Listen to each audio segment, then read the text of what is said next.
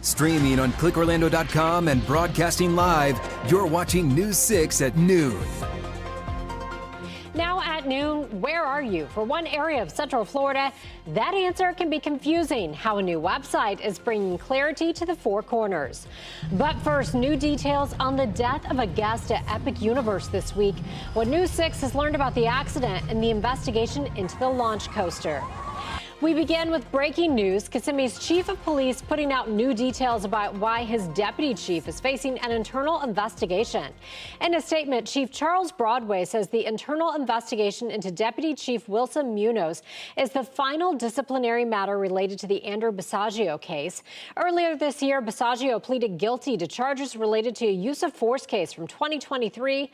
And in the wake of that investigation, several officers resigned from the department, including Chief Betty Holland and Deputy Chief Camille Alicia. Chief Broadway didn't offer any additional information about what Munoz is accused of doing. Munoz is on paid administrative leave during the investigation. The quickest way to get updates on this story is to download our News 6 app and turn on breaking news alerts. You can scan the QR code on your screen or search WKMG in your iPhone's App Store. We now know 32-year-old Kevin Zavala died after riding the Stardust Racers roller coaster earlier this week. News 6's Mark Lehman is at the park where investigators say he died from multiple blunt impact injuries. The medical examiner determined the manner of death to be an accident in this case, but investigators aren't confirming any other details, including if the 32-year-old had a pre-existing condition that could have posed a problem. Now, as the investigation continues, we're hearing from someone who was on the coaster when all of this happened. Horrible what I see. I can't understand how that happens. Maria Fernandez says she just finished riding Stardust Racers at Epic Universe Wednesday night when things took a frightening turn. One girl started to say, help, help, help. The ride came to a natural stop when she heard screaming behind her. When she got out, she saw 32-year-old Kevin Zavala slumped over. There appeared to be blood on his shirt, and staff were scrambling to pull the restraint off of him. That was horrible.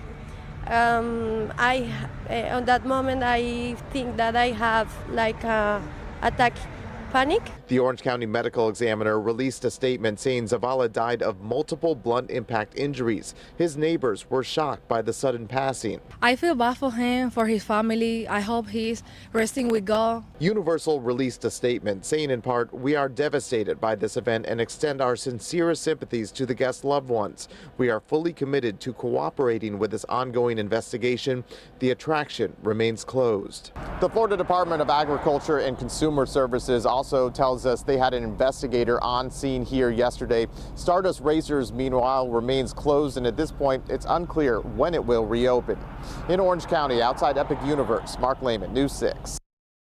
Tonight, the Edgewater Police Department is holding a candlelight vigil to remember the life of Officer David Jewell, who was killed earlier this week. Officer Jewell was shot more than 20 times on Monday afternoon at a Circle K in Ormond by the Sea. The gas station clerk, 24-year-old Eduardo Machado, was arrested and faces a first-degree charge. The vigil will be held at the Edgewater Alliance Church on Ridgewood Avenue at 6 tonight. Police say the funeral service will be held at a later date, and as a wish from his family, will be private. Investigators in Polk County have made nearly 250 arrests related to human trafficking, child predators, and illegal immigration. The week-long undercover investigation was part of what the sheriff's office is calling Fool Around and Find Out Again. Polk worked with several other law enforcement agencies to detain 246 suspects in total. Polk County Sheriff Grady Judd noted that some of the people arrested were on government assistance. Our CFO is really interested in waste. Well, think about it. You, the hardworking people, were out making money, earning money, paying taxes, and they were being paid to violate the law. Of those, 99 were charged with soliciting prostitutes, including an Orange County deputy. As News 6 first reported last week, that deputy, Jabez Lowe, was fired by Orange County following the arrest. According to investigators, Lowe agreed to pay $80 for a 15-minute encounter with what he thought was a prostitute. Do you ever ask yourself, where am I? That's the question so many people ask when driving through the Four Corners. Lake, Polk, Orange, and Osceola County all come together, creating mass confusion at times. Your Osceola County community correspondent Stephanie Rodriguez tells us how a new website can help clear up some of that confusion. The Four Corners Task Force has created a website to help people figure out which local government they fall under so they can get the resources that they need. What's it like living in a place that's on the intersection of 4 different counties? It's kind of weird because, you could be in one county and then right across the street there's another county. Considered a census-designated place or an unincorporated community without a legal government or boundaries, navigating local services in Four Corners can be difficult. When you first moved here, was there any confusion about which county you are in? Yes. Originally, when we did get here, we were doing tax stuff and stuff. They kept saying that we were in Lake County. We're like, no, we're Polk County. And then there's, Orange County. To help the nearly 60,000 residents who call it home know which county is responsible for their public services, the Four Corners Task Force created this, a new online address tool. This is what the website looks like. All you need to do is put in your location, and then it'll show you your location as well as relevant links to many county services like the tax collector, property appraiser, or the school district. Residents who've had to figure it out alone think this will be very beneficial. Perfect. That's perfect because, there is a lot of confusion and there's a lot of elderly people that live here. So that would be a benefit to them too. I think that would be great because you can actually find your resources that you're looking for. We have a link to that website at clickorlando.com. I'm your Osceola County community correspondent, Stephanie Rodriguez, News 6.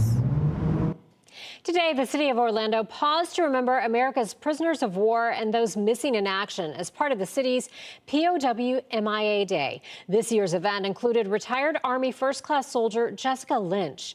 In 2003, Lynch was injured and captured by Iraqi forces after her unit was ambushed.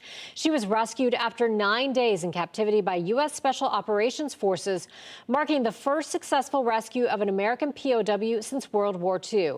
In addition to Lynch, the program featured the UCF Army ROTC, the Veterans of Foreign Wars Post 2093 Band, and our very own Trooper Steve as the host. Protests continue for a second day in response to ABC's decision to pull Jimmy Kimmel Live off the air. Critics call the move an attack on free speech and allege interference by the Trump administration. CBS's Natalie Brand reports from Washington. Jimmy Kimmel stays! Demonstrators protested outside ABC headquarters, and late-night hosts rallied around one of their own after ABC indefinitely suspended Jimmy Kimmel Live. Tonight, we are all Jimmy Kimmel. We have another fun, hilarious, administration-compliant show. While some hosts were sarcastic, late-night legend David Letterman was more blunt. You can't go around firing somebody because you're fearful or trying to suck up to an authoritarian. Kimmel's suspension came after this comment Monday. We hit some new lows over the weekend with the MAGA gang desperately trying to characterize this kid who murdered Charlie Kirk as anything other than one of them and doing everything they can to score political points from it. The remarks angered FCC head Brendan Carr, who told CNBC on Thursday he'll continue to hold broadcasters accountable to the public interest. We're in the midst of a massive shift in dynamics in the media ecosystem for lots of reasons. Again, including the permission structure that President Trump's election has provided. And I would simply say we're not done yet. Speaking to reporters on his way back from the UK, President Trump even suggested revoking broadcast licenses for networks that cover him negatively. They give me only bad publicity or press. I mean, they're getting a license. I would think maybe their license should be taken away. CBS legal contributor Jessica Levinson. Revoking a license is a nuclear option, and you cannot do it based on, I don't like what you said. The FCC's own website says the First Amendment and the Communications Act expressly prohibit the commission from censoring broadcast matter. Our role in overseeing program content is very limited. Natalie Brand, CBS News, the White House. We are more than halfway through the month of September, and that means it is time to start getting into your fall spirit this weekend. Coming up, we have you covered on what's going on around Central Florida and this week's 6 things to do. Candace. And if you are planning on maybe enjoying the beaches this weekend, whether it's today or tomorrow, it is going to be a bit on the breezy side. You can see the camera there shaking just a little bit currently, where temperatures are in the mid-80s. That breeze is certainly going to be making it feel even nicer. What's the rain chances look like as we head into the weekend? The last weekend of summer, to be exact. We'll have more on that coming up in just a few minutes. Here's a live look from our Mount Dora cam on this Friday afternoon. Looking so nice. You're watching News 6 at noon. We'll be right back. Introducing the new $25 million Gold Rush Multiplier Scratch-Off from the Florida Lottery.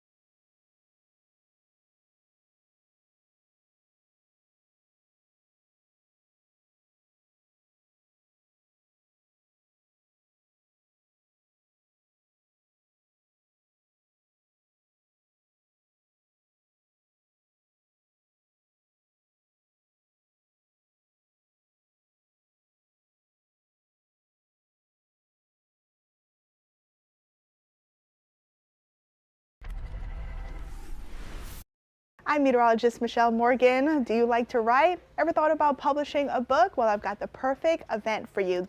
The Mount Dora Book Expo kicks off on Saturday. I spoke to the event organizer about what you can expect. So the discussion panel is really geared more towards people who are into writing and want to get their book out there, whereas the rest of the expo is really just for people who love books and want to enjoy new books and win prizes. It's a free indoor event at Donnelly Park. Check out PJ's farewell party at the Central Florida Zoo this Saturday from 9 a.m. through 3 p.m., celebrating PJ's departure.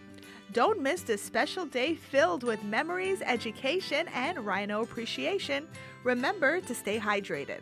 Fall Festival at Amberbrook Farm starts Saturday and runs through November 2nd. Pick pumpkins, sunflowers, zinnias, and enjoy the petting zoo and pony rides. Tickets are around $18 online. A few showers are possible. Start the spooky fun early. Legoland Brick or Treat begins Saturday with Halloween fun, candy, and a drone show. Don't forget your costume. Hollow Scream at SeaWorld runs this weekend through November 1st, filled with unexpected horrors. For mature audiences only, costumes are not permitted. Looking ahead to next Friday, WWE SmackDown is coming to Orlando. We had the opportunity to interview WWE superstar Nia Jax. Bring a friend. There's always going to be somebody who is like a wrestling skeptic, and then they show up to the show and they're like, I'm in love with it, I'm hooked, because there's something for everybody in the WWE. Those are your 6 things, and of course, if you have a fun event happening in your town, send it my way. I'm getting all of these fun events from viewers like you. You can head over to clickorlando.com or a News 6 app. Just click Contact Us. 12:15, so time to plan for your weekend weather. This is a live look from our Launch Credit Union camera out there at Port Canaveral, looking like a nice mix of sun and clouds. We have seen some showers already out there today, though. Chief Meteorologist Candace Campos is here with our final weekend before fall officially begins. Yeah, the final weekend of summer, which we'll have a couple more weekends of summer, don't worry. The calendar says one thing, Florida says another. Taking a live look outside, once again, Cape Canaveral. You can see the camera there shaking a bit. Mostly clear skies. Beautiful day. We have 2 of the Disney cruise ships out there. We're at 86 degrees. The breeze out of the north-northeast about 15, but look at those wind gusts, upwards of 23. We talked a lot about it this morning of how gusty the winds are, and they're really picking up. The News 6 weather app is going to be a great tool even throughout the weekend. Even though you might not be using the one-touch radar, you certainly can be tracking those temperatures, the humidity levels, as well as the tropics. Look at the wind gusts right now, gusting upwards of 25, almost 30 miles per hour right now across parts of Brevard County. But notice where the winds are coming from, out of the north-northeast, and that's going to help really bring in and drag in a lot of that dry air to kind of funnel right through Central Florida. Radar, as of now, we are mostly dry. The word is mostly because we have been tracking these fast little moving showers over the past couple of hours. So again, it hasn't been a big rain event, but certainly producing some pretty heavy downpours at times across parts of Central Florida. So it's something that we'll be watching throughout at least this afternoon and into the evening hours just across southern Brevard. But notice all this dry air that's once again going to be funneling in across the north. You can see that little weak front there just kind of skirting off the coastline. Not actually dragging in any real significant cooler air, but certainly will allow for that dry air to kind of shift all that moisture down to the south, which will stay down to the south for the next couple of days before things start to ramp back up when it comes to those rain chances. But now let's check on that hour-by-hour forecast for today. Sponsored by Strata Air Conditioning and Heating. AC emergency, you ought to call Strata. All right, so your rain chances for this afternoon, about 10 to 20%. We are going to continue to see mostly dry conditions throughout the afternoon. You can see just kind of in and out clouds in the forecast. Could maybe pick up a scattered shower or 2, but overall, the next 2 days looks mainly dry. Rain chances less than about 20%. Highs in the meantime back into the upper 80s. As we start to transition more into like that Sunday, Monday play, that's when we are going to start tracking in some more tropical moisture. Basically, this little disturbance here, possibly an area of low pressure developing on it. Nothing developing to a concerning level, but we will continue to see more moisture kind of sweeping right back up into Central Florida, replacing all that nice dry air. And that's why rain chances will start to trend up a little further starting Sunday. So again, last weekend of summer, temperatures are the upper 80s both days, mostly dry on Saturday, maybe a touch more rain in the forecast on Sunday.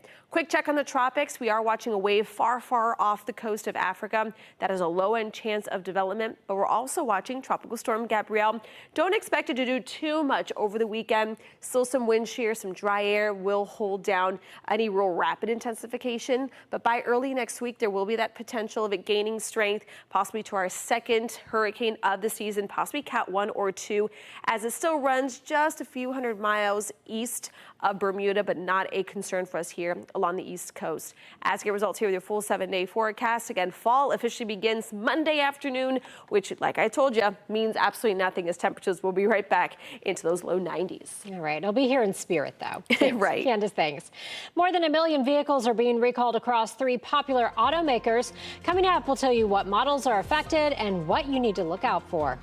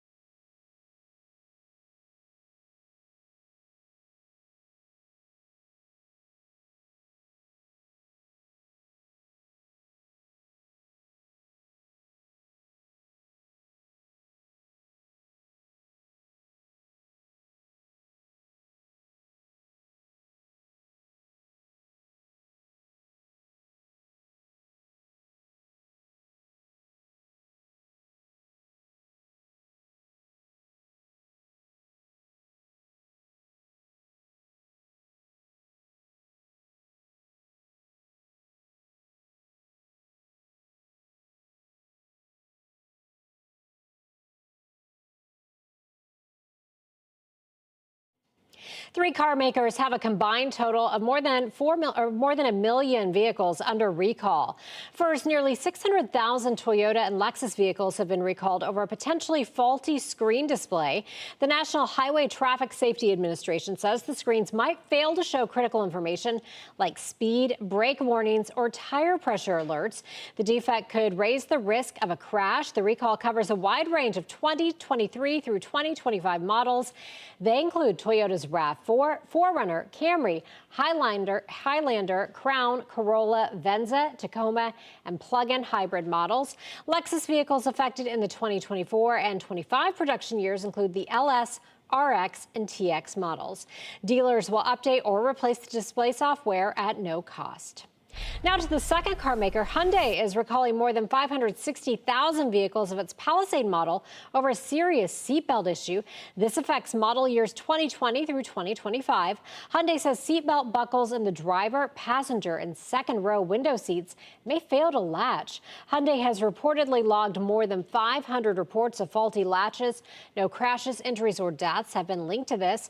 Until repairs are made, Hyundai advises you to firmly insert seatbelts and tug on them to make sure they're secure. Dealers will inspect and replace the buckles free of charge. Try out our all-new primetime schedule on News 6 Plus. Matt and Ginger have a new take on the day's news on News 6 tonight. That's at 9. Then go in-depth as we track the tropics and answer your weather questions with meteorologist Jonathan Kagas at 9:30. Then watch the late news an hour earlier. It's all tonight on News 6 Plus. Download our streaming app for free. Search WKMG in your smart TV's app store. It's also available on Roku, Apple TV, and Fire TV. Stay with us. We'll be right back.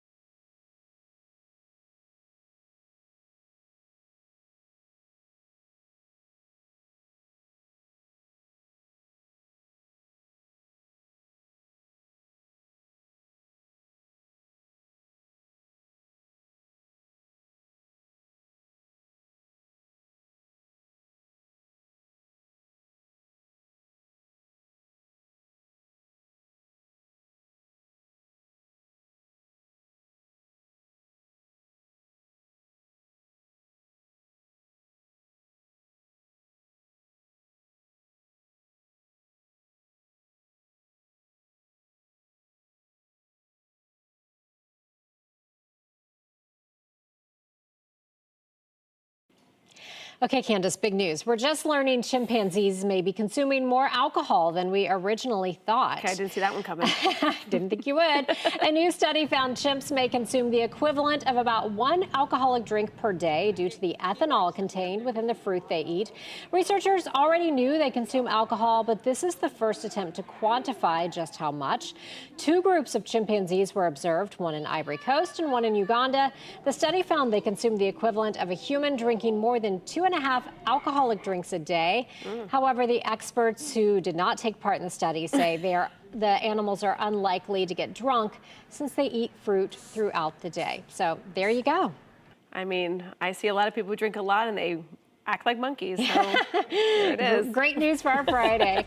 Switch over right now to News 6 Plus to watch News 6 Extra. Our next newscast is at 4. Have a great weekend. See you Monday.